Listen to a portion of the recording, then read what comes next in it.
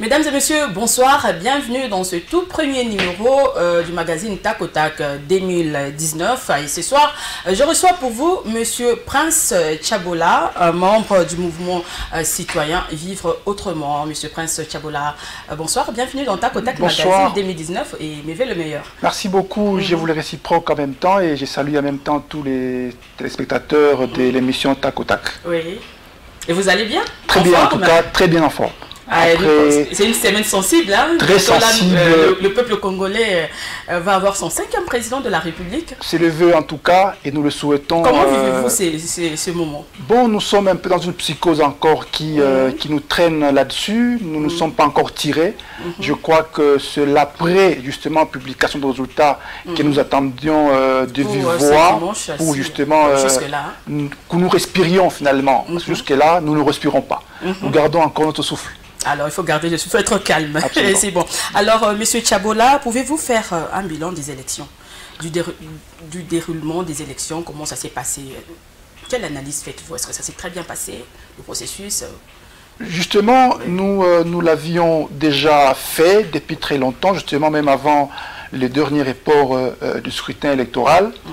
Il faut le dire que les élections, non seulement dans la période, en tout cas infiniment rapprochée des élections, que ça soit bien avant, les préparatifs électoraux n'étaient pas à même de rassurer les différents compétiteurs qui représentent finalement un grand nombre, ou encore le peuple congolais, s'il faut le dire, dans sa majorité. Nous l'avions dit, et que vu qu'il y avait une tendance de résistance, une tendance d'isolationnisme de l'institution qui est censée concilier les Congolais, nous avions fait une déclaration où nous avions dit que nous, au sein du mouvement citoyen Vivre Autrement, nous n'attendions rien de substantiel à ces élections qui devraient nous donner le 5e président de la République démocratique du Congo, et qu'en définitive, nous n'y participerons pas, mais tout à fait, nous devions rester très vigilants pour justement observer avec rigueur en tant que tel, pour que après la période électorale ne nous plonge pas davantage dans la crise. C'est la raison pour laquelle nous, au sein du mouvement Vivre Autrement, nous n'avions pas eu à donner un mot d'ordre à nos militants pour justement avoir à plébisciter un candidat, que ce soit de l'opposition ou un candidat de la majorité. Nous nous sommes abstenus par rapport à cela, et que justement c'était lié au fait que le processus électoral en tant que tel ne rassurait pas une confiance entre non seulement les compétiteurs entre eux, mais aussi l'organe technique qui est censé organiser les élections, et aussi nous, la population. Enfin, nous avions eu les élections le 30 décembre de 2018, les élections à RDC. Comment vous analysez? Est-ce que ça s'est très bien passé le 30 décembre? Il y a eu moins 40 000 observateurs, il n'y avait pas assez de bureaux de vote.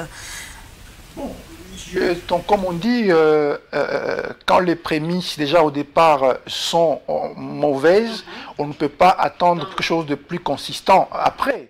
Donc, comme les préparatifs... C'était déjà mauvais le processus électoral. Absolument. Et sur quelle base fondez-vous votre bilan? Justement, c'est parce que, vous savez, en tant qu'organe organe technique, s'il faut le dire, la CENI, il faut la citer, il y a quand même certains préalables qu'il fallait que cet organe technique essaye de mettre en avant justement d'organiser un processus crucial comme celui-ci. Madame, vous vous rappelez que ça faisait déjà 2 ans où nous attendions à pied ferme ces élections. Mais comment voulez-vous que pendant une crise politique qui devait être résolue par ces élections à travers la technicité d'un organe technique comme la CENI, on pouvait se permettre de faire des innovations en toute autonomie en tant que telle, sans concilier les vues des différents compétiteurs? C'est quand on pose la question à celui qui est censé représenter cet organe technique, il dit « je ne suis pas là pour garantir la confiance entre l'organe technique et les peuples, je n'ai pas besoin qu'on vienne m'auditer, moi mon problème c'est l'élection ». Et là, les élections, c'est comme si on les organisait pour les animaux ou encore pour des insectes. Alors, dès lors qu'on pouvait mettre en tête que nous organisons des élections pour la population congolaise, il fallait à tout prix créer cette confiance. Mais le président de la CENI, Corneille Nangaa, a pris position pour dire je n'ai pas besoin de la confiance de qui que ce soit pour organiser des élections, ou encore je n'ai pas besoin qu'on vienne m'auditer pour organiser des élections. Donc vous comprenez déjà que le décor était déjà mal planté. Donc, selon vous, on a imposé tout à la population. Absolument. Vous par rapport à la machine à voter. Que la machine à voter, parce qu'on en parle déjà. Qu'est-ce qu'on n'a pas entendu? Nous remarquons qu'il y avait des personnalités privées, des individus qui pouvaient être en possession des machines à voter, qu'on a attrapé avec même des procès au niveau des différents postes de police. On a vu des bulletins de vote en surplus. C'était en faveur de qui? On a remarqué même ça qui dit ça. Mais comment comprendre cela? Dans les poubelles. Donc il y a une désorganisation organisée, s'il faut le dire, mais au profit de qui? C'est là que nous nous posons la question de savoir le jeu que la CENI est en train de jouer était en faveur de qui? Et la question reste pendante, et ça crée des frustrations et en même temps la méfiance, non seulement entre l'organe qui devait être au milieu du village pour concilier les vues des différents compétiteurs, mais aussi entre les compétiteurs eux-mêmes. Et au même moment, vous savez, les compétiteurs drainent derrière eux des militants ou des populations. Vous l'avez vu vous-même lors de la campagne électorale. On a vu justement que des gens se mobiliser autour des différents compétiteurs. Et quand on les divise, on divise en même temps les Congolais. C'est pour ça que nous, en tout cas, comme bilan que nous pouvons faire sur ces élections, c'était que c'est vraiment des élections chaotiques. Et le mot, il est là, et il faut les considérer comme ça. Ah, ok. Mais donnez-nous un peu votre réaction par rapport à la déclaration de la SENCO qui dit avoir déjà les résultats, des résultats, donc la vérité des urnes, et il demande à Nangaa, à la CENI de publier, d'être juste, de publier la vérité des urnes. Quelle est votre réaction? Justement, il faut inscrire la position de la SENCO dans le contexte électoral lui-même. Vous vous rappelez, madame, je ne suis pas ici en train de refaire encore l'histoire récente de notre pays. La SENCO était à la manœuvre dans une hypothèse ou dans un contexte de concilier en tant que médiateur entre les partis politiques qui étaient pas d'accord sur la manière dont l'État était en train d'être conduit en tant que tel. Donc la SENCO appelle de tout son poids pour mettre ensemble comment on appelle ça, les membres de la majorité et aussi ceux de l'opposition.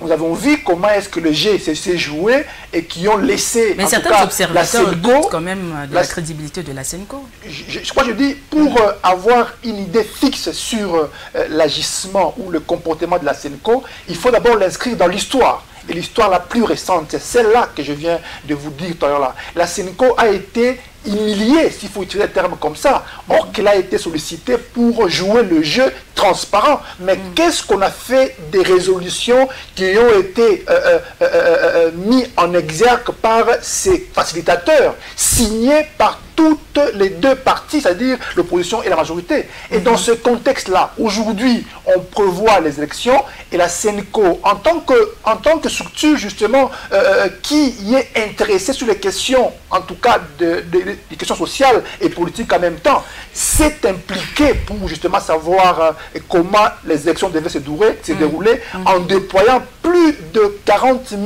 observateurs pour justement vérifier la véracité des urnes. C'est des bons droits que la SENCO prenne position sans pour autant rentrer dans les attributions de l'organe technique qui est la CENI, mais plutôt d'aviser, d'alerter, de tirer la sonnette d'alarme pour dire écoutez, nous avons vu ce qui s'est passé, nous avons vu les manœuvres de la CENI, mais alors attention, nous avons fait le travail, nous savons déjà ce qu'il y a comme réalité dans ces processus, il ne faudrait pas les contourner. C'est justement dans l'idée de créer l'apaisement, parce qu'il ne faudrait pas que la CENI, dans son arrogance, il faut qu'on se le dise, on l'a vu à l'œuvre à travers les propos de son président, il ne pouvait pas en tout cas préparer ou mettre en exergue un contexte qui peut rassurer tous les Congolais en tant que tel. Donc il fallait qu'il y ait un contrepoids pour justement que la CENI soit poussée à dire justement ou à proclamer la vérité des urnes. Nous ne voyons pas dans cette déclaration de la CENICO comme une provocation, encore moins une violation de droit. Il faut arrêter d'intimider la CENI, donc, parce que c'est la CENI qui est habilité à organiser les élections et puis à publier. Donc quand la Senco dit avoir la vérité des urnes, mais quelque part il y a un peu incitation parce que vous voyez la population attend et puis il y aura un peu de problème si peut-être les résultats n'étaient pas en faveur du résultat de la Senco. Comment vous dites directement que la Senco fait une pression sur la CENI dans le sens de l'intimider? Pas du tout. La Senco n'a pas donné les noms du candidat qui aurait été plébiscité par les Congolais. La Senco a dit seulement que nous avons fait le travail et puis nous avons eu justement à nous rassurer que qui est plébiscité en tant que tel comme président de la République d'après ces élections. Mais si c'était par exemple Chadari, que la Senco a retenu dans ses déploiements des différents PV de vote, qu'est-ce que vous direz? En quoi est-ce que le fait que la Senco dise que nous savons déjà lui qui a gagné, vous pousse directement à dire que ça ne doit pas être l'un, ça doit être l'autre? C'est là que je dis qu'il faut contextualiser d'abord le cadre avant de jeter de l'opprobre sur une structure organisée, une structure sérieuse, une structure qui nous a permis à ce que en 2016 aussi, qu'on n'ait pas un chaos dans ce pays. Alors, si vous jetez de l'opprobre à ce genre de structure, je ne sais pas alors quel est le caractère sérieux, en tout cas, que nous pouvons plébisciter à travers différentes structures que nous avons qui gèrent le pays. Ok, pouvez-vous faire une prospection par rapport à ce qui pourrait advenir après les élections et sur quelle base? Voilà. Ce que nous pensons... Après les résultats, en fait, la publication des résultats. Absolument. En se basant sur les différentes déclarations des différents candidats présidents de la République, nous sommes rendus compte finalement que les uns et les autres ne sont pas prêts à s'accepter. Nous avions entendu M. Emmanuel Chadari, nous avons entendu les propos de M. Martin Fayoulou, nous avons entendu les propos de M. Félix Tshisekedi Antoine en tant que tel. Ils sont loin d'une conciliation. Ils n'ont même pas signé l'acte, la charte de conduite, par rapport aux élections justement. Alors vous comprenez que entre eux, les trois là, parce qu'il faut le dire, ce sont les trois principaux candidats qui ont fait preuve dans justement la campagne électorale qui a eu lieu, qui a été clôturée la veille du report du scrutin électoral. Alors, par rapport à cela, nous ne pouvons pas être naïfs pour prétendre que la prépublication de résultats sera un moment de quiétude, un moment de paix. Il faut être naïf pour le concevoir. Il faut être naïf pour l'imaginer. Parce que le décor est déjà mal planté. Alors les hommes sérieux, les individus ou les personnalités qui ont l'amour de ce pays ne peuvent pas laisser ces contextes perdurer jusqu'au moment où on doit publier les résultats. C'est pour ça que nous, en tant que visionnaires, en tant qu'une structure qui aime vraiment ce pays, qui veut à tout prix que les 2 ans qu'on vient de consacrer dans l'attente d'un prochain président, que ces contextes soient mis au profit du Congo afin qu'une nouvelle histoire s'écrive à travers cet attentisme en tant que tel. Et nous avions pris position, c'était le 22 décembre, donc la veille justement du report électoral, où nous avions demandé spécialement au président de la République, Joseph Kabila, le président sortant, nous avons demandé à ce que lui qui a pris position pour dire « je ne veux pas me représenter », qui a décidé de s'écarter, en tout cas de la présidence, pour laisser la place aux autres qui devaient se battre ou compétir afin de prendre sa place. La chose que les autres ont compris à l'époque.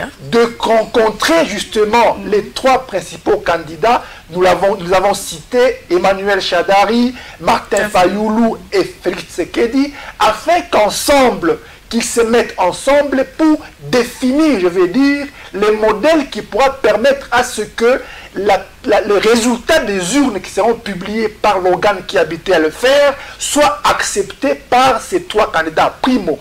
Deuxièmement, c'est qu'on trouve un modèle qui ne va pas écarter les 3 principaux candidats dans la gestion de la Res Publica. Parce qu'en fait, depuis 2006-2011, nous nous rendons toujours compte que les Congolais sont éternellement divisé. Pourquoi? Parce que comment voulez-vous qu'il y ait un candidat qui est plébiscité comme président de la République, qui gagne les élections avec 42%, dirige le pays seul et ait tout le pouvoir, et ceux qui ont perdu avec 38% ne gagnent rien, alors aucune fonction de l'État au sein d'une législature. Ça crée la division entre les Congolais, et ça n'a fait pas avancer fondamentalement le pays.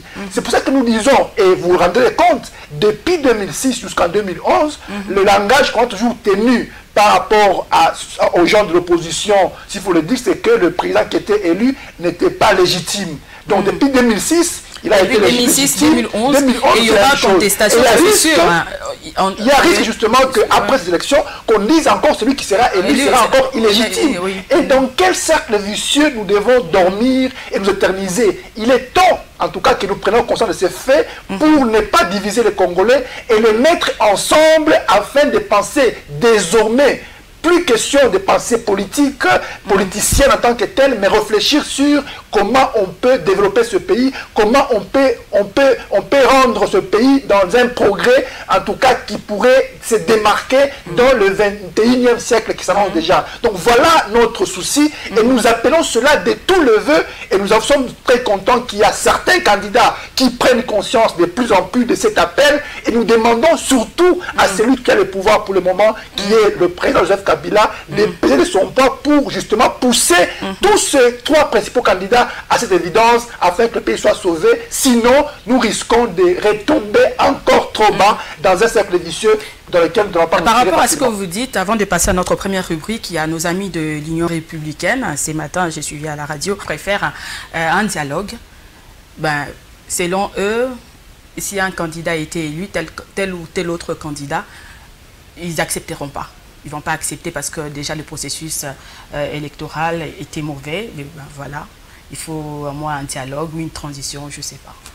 Que pensez-vous de cette déclaration de nos amis de l'Union républicaine? Ils ne sont pas les seuls.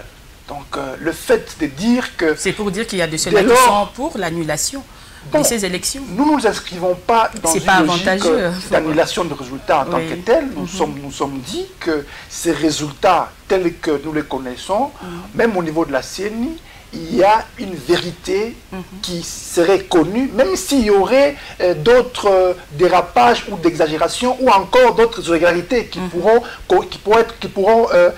avoir un contour au sein du résultat, mais la CENI connaît la vérité des urnes.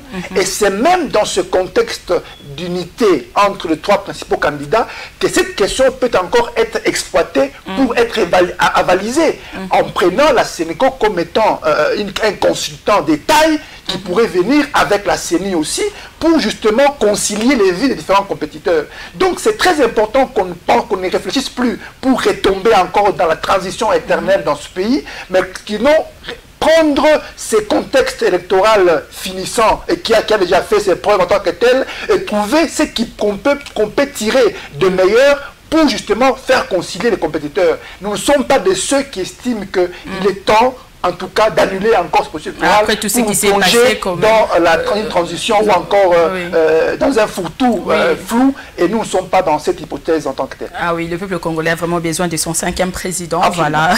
Alors, nous allons passer tout de suite à notre première rubrique, la Libre Info, et nous reviendrons juste après.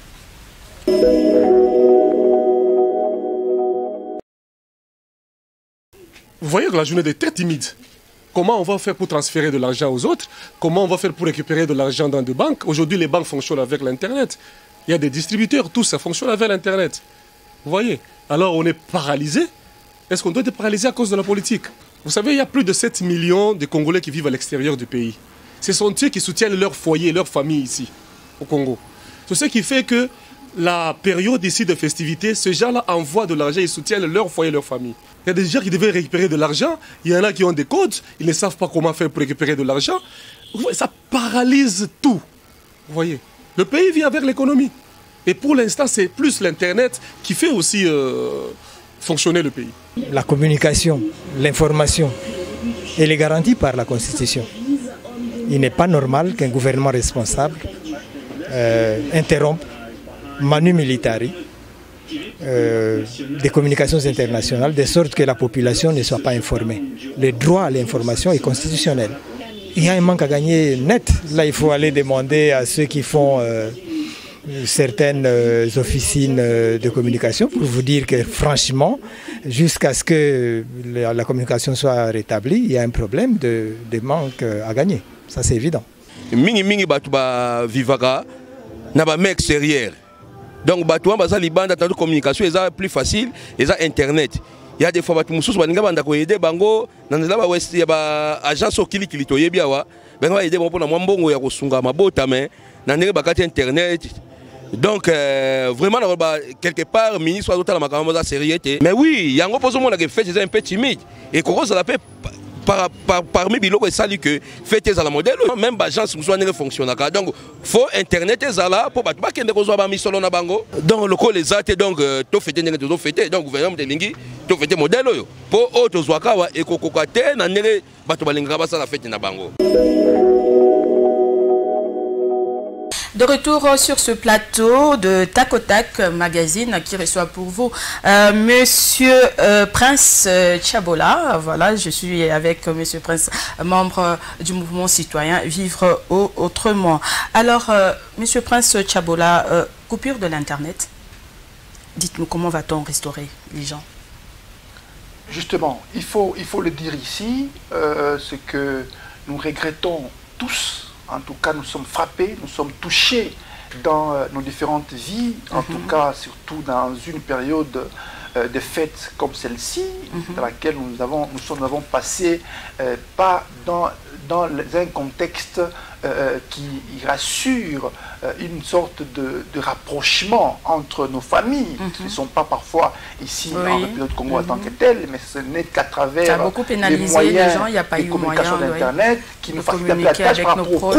Parce qu'un appel au Congo, ce n'est pas si facile, mais à travers un SMS, on peut communiquer, et cela à travers même l'Internet. Alors ça nous a frappés tous au même moment, et c'était une mesure que nous, au départ, que nous n'en voyons pas, en tout cas, mais même il paraît aussi que la CENI a des sérieux problèmes aussi. Hein. Justement, il y a tout qui fonctionne avec, même au niveau de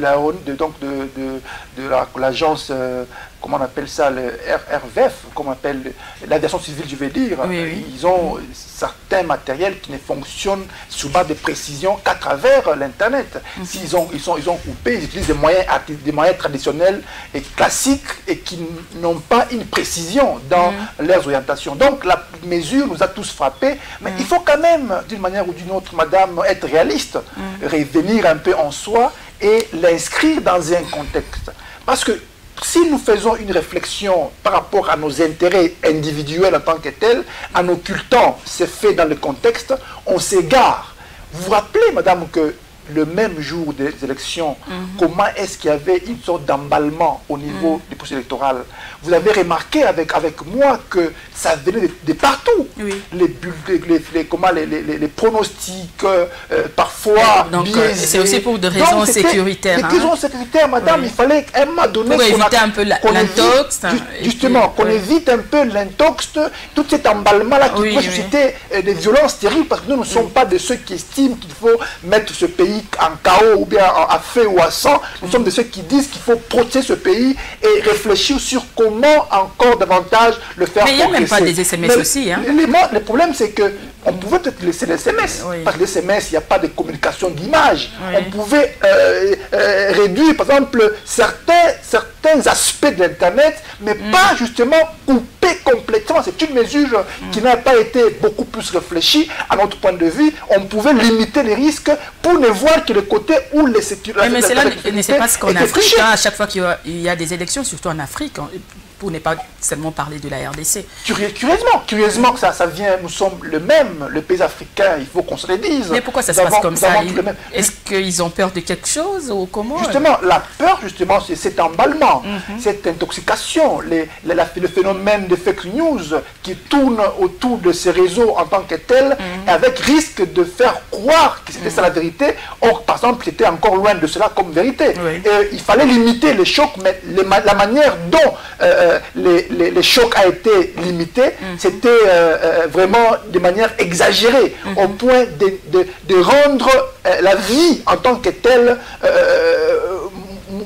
moins intéressante parce que nous n'avons presque pas vécu pendant tous ces temps. Ça fait presque une semaine que nous sommes là, déconnectés avec nos proches qui sont ailleurs. Il y a d'autres qui voulaient faire des réservations d'avion pour voyager à travers Internet. Ils ne savent plus le faire. Il y a des problèmes presque partout. Donc, ils pouvaient limiter les dégâts en privilégiant aussi tout maintenant certains intérêts. Mais comme tel, nous avons compris c'était la brutalité, c'était la peur aussi, il faut le dire. Alors, quand on a la peur et on occulte la réflexion et on s'égare toujours.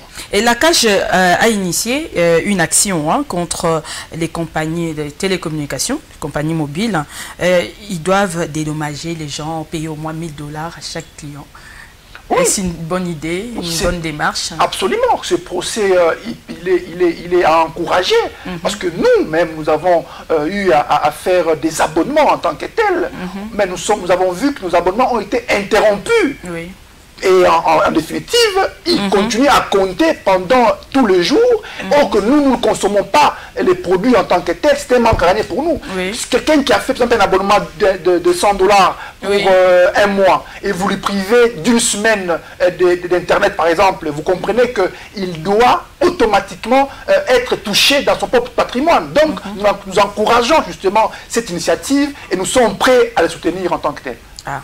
Ben, nous allons passer à autre chose. Là, la population de Béni, nous allons revenir un peu, on va parler élection. La population de Béni, Yumbi et puis Butembo a organisé ses propres élections et puis a transmis les résultats à la MONUSCO. Est-ce que ça sera pris en compte par la CENI? Non, il faudrait les dire tout haut que c'est que nos amis de Béniville et Béni Territoire ont fait, c'était une symbolique. Pour justement montrer à la face du monde, au niveau national aussi, que la CENI, comme nous l'avions nous tous décrié, n'était pas prête justement à organiser les élections dans ce contrée.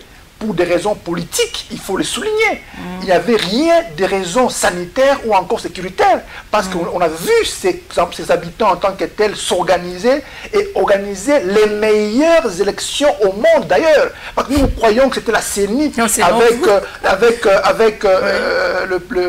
l'appel du Premier ministre Tshibala qui devait nous organiser les meilleures élections du siècle.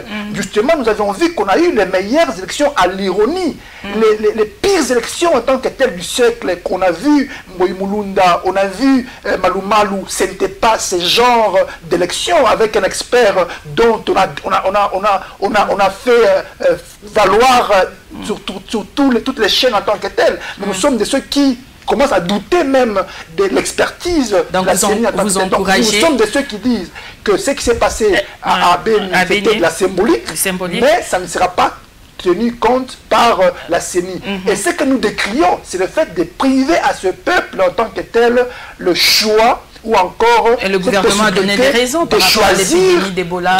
Mais il fallait, par exemple, comme on a retardé les élections par rapport à l'Ebola, et on a estimé que l'Ebola devait finir au mois de mars, leur retarder la publication des résultats pour leur permettre justement de voter aussi le président. Pourquoi ils préfèrent... C'est là où je ne comprends pas bien. Et si il y a publication de résultats ce dimanche, il y aura déjà un président, nous aurons notre président et justement, les élections au mois de mars, comment ça va se passer? Ils vont juste voter les députés nationaux et les députés provinciaux, mais pas le président de la République. Et ça, c'est une entorse, justement. C'est la violation de droits civiques. On ne peut pas priver à un peuple le droit de choisir les dirigeants, surtout le président de la République qui doit diriger toute l'état national en tant que tel. Donc nous sommes contre cette mesure et toute démarche qui irait dans le sens de leur donner cette possibilité de choisir le président, nous allons l'encourager. Nous allons passer à notre deuxième rubrique, Seul face au miroir, tout de suite et nous reviendrons juste après. L'avenir de ce pays dépend de ce que les Congolaises et Congolais décideront justement après avoir su le candidat qui sera plébiscité par l'organe technique. Et nous sommes de ceux qui voient l'avenir du Congo meilleur, un Congo debout, un Congo déterminé, un Congo où le peuple, où les Congolais en tant que tels décident à tout prix à le défendre, au prix en tout cas le plus extrême possible. Nous ne sommes pas de ceux qui estiment comme à l'époque des différents pays d'Afrique ou d'Amérique du Sud, où nous avions donné l'occasion à tous les vautours qui tournent autour du pays de prendre l'occasion de venir nous exploiter et nous mettre à genoux. Nous sommes de ceux qui mobilisent la population congolaise, surtout la jeunesse, pour justement arriver à contraindre toute tentative velléiste qui pourrait venir pour contrecarrer l'aspiration ou les aspirations des Congolais. Nous sommes de ceux qui pensent que l'opportunité que nous a offert les 2 ans de psychose, les 2 ans d'attentisme, les 2 ans de crise politique, c'est une bonne opportunité que nous pouvons maximiser, capitaliser afin de mettre le Congo debout et très déterminé par rapport aux enjeux géopolitiques qui gangrènent souvent les pays africains. De retour sur ce plateau, je suis toujours en compagnie de M. Prince Tchabola, membre du mouvement citoyen Vivre Autrement. Alors, M. Tchabola Yumbi, les gens sont toujours dans la dispersion. Hein. Est-ce que vous avez des propositions à faire par rapport à cette situation? Justement, vous savez, madame, l'État, le pouvoir de l'État, hein, je ne sais pas si les Congolaises et Congolais comprennent ce que c'est le pouvoir de l'État qu'on appelait à l'époque Mbula Matadi. Nous sommes de ceux qui n'étaient même pas d'accord qu'on pouvait priver à ce peuple de Yumbi, en tout cas, de participer aux élections du 30 décembre 2018. Pourquoi? Parce que l'État ne peut pas être effrayé par un groupe d'individus qui soit-il, qui pouvait perturber l'ordre des élections dans ce coin. L'État a la police, l'État a l'armée. On a vu même dans les années antérieures, dans des contrées comme l'Est là-bas du pays, où il y avait la guerre, où les groupes rebelles étaient armés. Mais on a vu les élections se tenir, l'enrôlement se tenir. Mais comment est-ce qu'on pouvait imaginer que ce peuple de Yumbi, parce qu'il y aurait des petits groupes qui auraient saccagé un bureau de la CENI pour décréter qu'il n'y aurait pas possibilité de voter. Donc nous sommes de ceux qui pensent que la sécurité à Yumbi peut facilement être maîtrisée par le pouvoir public. Le pouvoir public ne se plaint pas et il agit. Alors, selon vous, pourquoi les élections en RDC posent toujours problème? On va chuter parce que nous sommes déjà arrivés à la fin. Absolument, c'est justement parce que... On n'est pas parlé de l'Afrique, hein, parce qu'en Afrique c'est comme ça, il y a toujours des pressions, trop de passion, tout ça. Voilà, le modèle que nous avons emprunté, c'est celui où l'organe qui est censé organiser ces élections ne joue pas le jeu dans une transparence pour encourager les compétiteurs à s'y donner, et en même temps aussi les différents compétiteurs ayant des intérêts qui ont des ramifications ailleurs du pays, jouent les jeux de la division pour qu'ensemble, même si les vérités sont connues, qu'on ne soit pas à même de l'accepter. Donc, il faut noter cela. C'est que nous avons d'abord au niveau interne des problèmes qui ne rassurent pas la cohésion, la confiance mutuelle entre les compétiteurs, mais aussi nos intérêts qui se ramifient au niveau extérieur qui accroissent cela. C'est pour ça que nous, au niveau du mouvement, avions appelé cette fois-ci que nous devons rompre avec tout ce qui s'est passé dans les années antérieures et faire basculer le Congo dans un nouvel ère. C'est lui où désormais, quand il y a même 1000 candidats en tant que tels, mais une fois que nous avons 2 ou 3 qui sont vraiment proches du peuple, qu'on les implique tous dans la gestion de la République pour atténuer les différents conflits post-électoraux qui gangrènent en tant que tel le développement du pays. Pourquoi devons-nous chaque fois réfléchir sur crise politique, une année, 2 ans qui passent comme ça? Donc il est temps de rompre et basculer à autre chose, surtout sur le plan du développement ou le progrès du Congo. Je crois que votre message est passé. Nos autorités prendront en compte ce que vous venez de dire. Alors, la dernière question. 300 prisonniers ont bénéficié de la grâce présidentielle, Prince Tchabola. Parmi eux, je cite Jukoko Molomba et Muyambo. Un petit commentaire là-dessus rapidement. En tout cas, c'est une très bonne chose. C'est un geste qui peut aussi encourager la confiance entre le pouvoir public aussi avec les différents opposants. Donc nous avons encouragé ce geste-là et nous voulions qu'on aille jusqu'au bout parce qu'on parlait des prisonniers emblématiques. On a vu quand même quand Muyambo est sorti, c'est parmi des bons signes qui encouragent justement la confiance entre les partis. Mais il faut que le président de la République, il faut le dire, c'était par grâce présidentielle qu'il continue dans ce sens-là avec avec la proposition que nous venons de faire, que le président de la République qui rencontre les 3 principaux candidats, le président de la République, M. Fayoulou, M. Tshisekedi, M. Emmanuel Sadari, pour qu'ils voient comment sauver ce pays. Il est temps de le sauver, sinon il y a risque que nous régressons encore et que nous donnons l'occasion aux fourre-tout ou encore à ceux qui tournent autour du Congo, aux vautours qui sont autour de nous, de trouver l'occasion de nous d'entrer dans le pays et de nous piller ou encore de nous rendre esclaves dans notre propre pays. Un dernier message pour la population qui nous suit en ce moment, nos téléspectateurs, un message de paix par rapport aux résultats. Bon, on ne veut pas de troubles, on veut que, comme vous venez de dire là, que c'est lui qui sera élu, travaille avec l'autre, tout ça, et qu'il y ait acceptation. Un petit message, rapidement. Justement, je demande aux Congolais de rester confiants. L'avenir du Congo s'annonce très beau en tout cas. L'avenir du Congo s'annonce meilleur. Venez tous rejoindre le mouvement citoyen Vivre Autrement afin que nous consolidons en tout cas les acquis que nous avons déjà pour qu'on ne donne pas l'occasion à quiconque de le faire basculer. Le Congo est sur un tremplin rassurant. Venez tous nous rejoindre pour qu'on mène ce combat parce qu'en fait la vie d'un peuple c'est un combat permanent. Il ne faudrait pas que nous développons en nous des esprits négativistes et nous ne voyons que le mauvais côté. Venez nous rejoindre pour qu'en fait ensemble que nous nous consolidons pour élever le Congo et le rendre vraiment le Congo où quand on voit un Congolais qui passe, qu'on dise réellement, voilà un Congolais qui passe. Voilà, nous sommes arrivés à la fin de notre mission. Ça sera tout, Monsieur Prince Tchabola. Merci d'être venu. Alors, je rappelle que j'avais reçu pour vous Monsieur Prince Tchabola, membre du mouvement citoyen Vivre Autrement. Eh bien, ça sera tout pour ce soir. Merci à tous de l'avoir suivi. Au revoir et à la prochaine.